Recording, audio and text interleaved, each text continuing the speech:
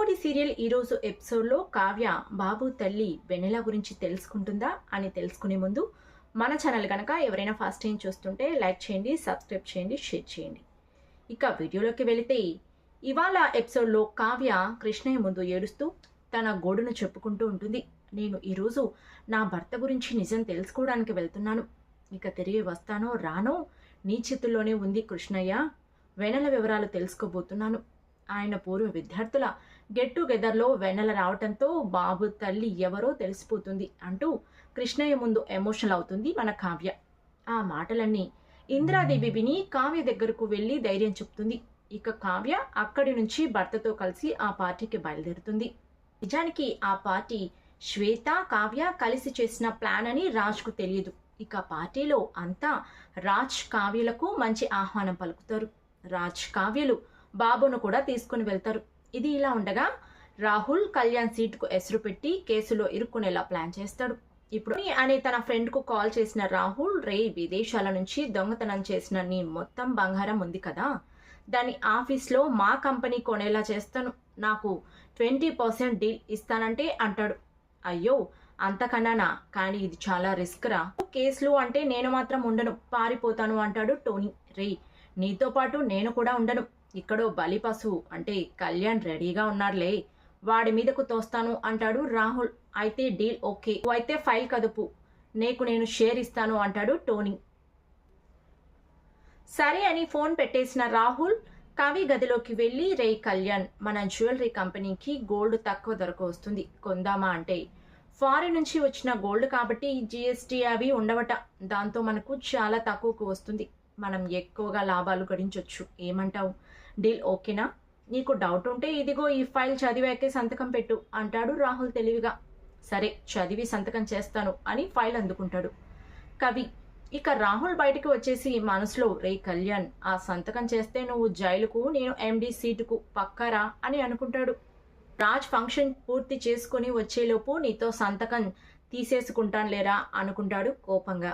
ఇక రాజ్ కళావతి ఇద్దరు బాబుని తీసుకుని శ్వేత ముందుకు వస్తారు. ఆ వెంటనే 10th ఫ్రెండ్స్తో నవ్వుతూ సంతోషంగా మాట్లాడుతూ రాజ్ చుట్టూ మోగుతారు.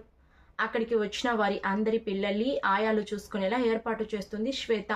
దాంతో బాబును కూడా అక్కడే పంపిస్తుంది. దాంతో రాజ్ కావ్య ఫ్రీగా ఉండగలుగుతారు. రాజ్ తన స్నేహితులతో మాట్లాడుతూ ఉంటే సందీప్ తన భార్యను తీసుకుని వస్తాడు. ఈ సందీప్ నిజానికి మొదటి ఎపిసోడ్లో మనకు కనిపిస్తాడు. బ్రహ్మ చిన్న ఫ్లాష్ బ్యాక్ ఇక్కడ ఈ పార్టీలో డిస్కస్ జరుగుతుంది.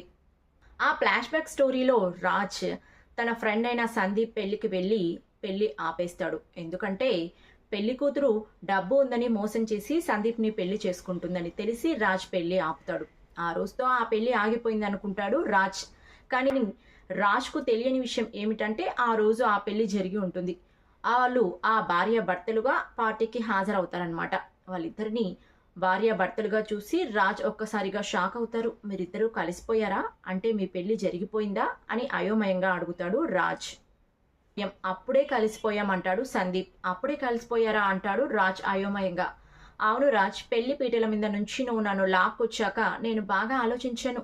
తను నన్ను డబ్బు చూసి ప్రేమించింది కాబట్టి విడాకులు కూడా తీసుకోవాలి అనుకున్నాను అంటాడు సందీప్. మరి అంటాడు రాజ్, దేవుడు వేసిన బ్రహ్మముడి నువ్వు కాదు కదా, ఆ దేవుడు కూడా ఒకరిని ఒకరు క్షమించుకున్నాం, మరిచిపోయాం, ఇప్పుడు మేము చాలా హ్యాపీగా ఉన్నామంటాడు సందీప్.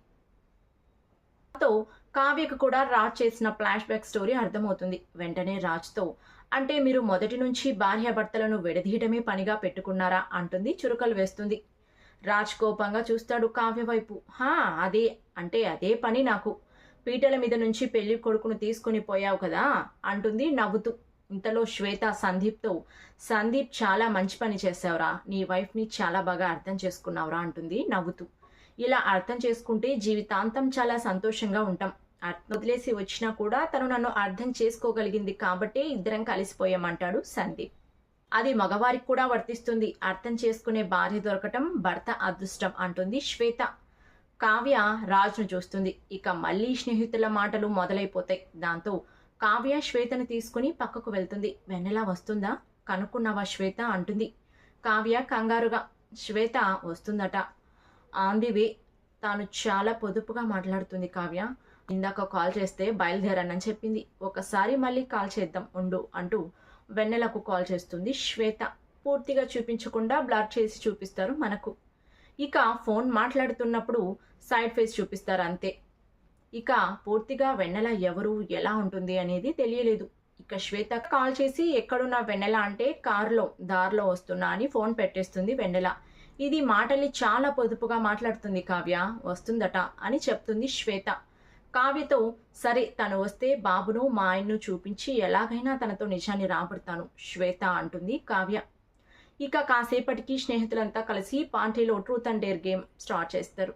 తన భార్యల గురించి భర్తల గురించి చెత్త చెత్తగా చెప్తూ ఉంటారు. ఒక భార్య అయితే ట్రూత్ ఆర్ డేర్లో డేర్ ఎంచుకొని గతంలో తన భర్త కొట్టినందుకు తన భర్తను అందరి ముందు లాగి పెట్టి కొడుతుంది.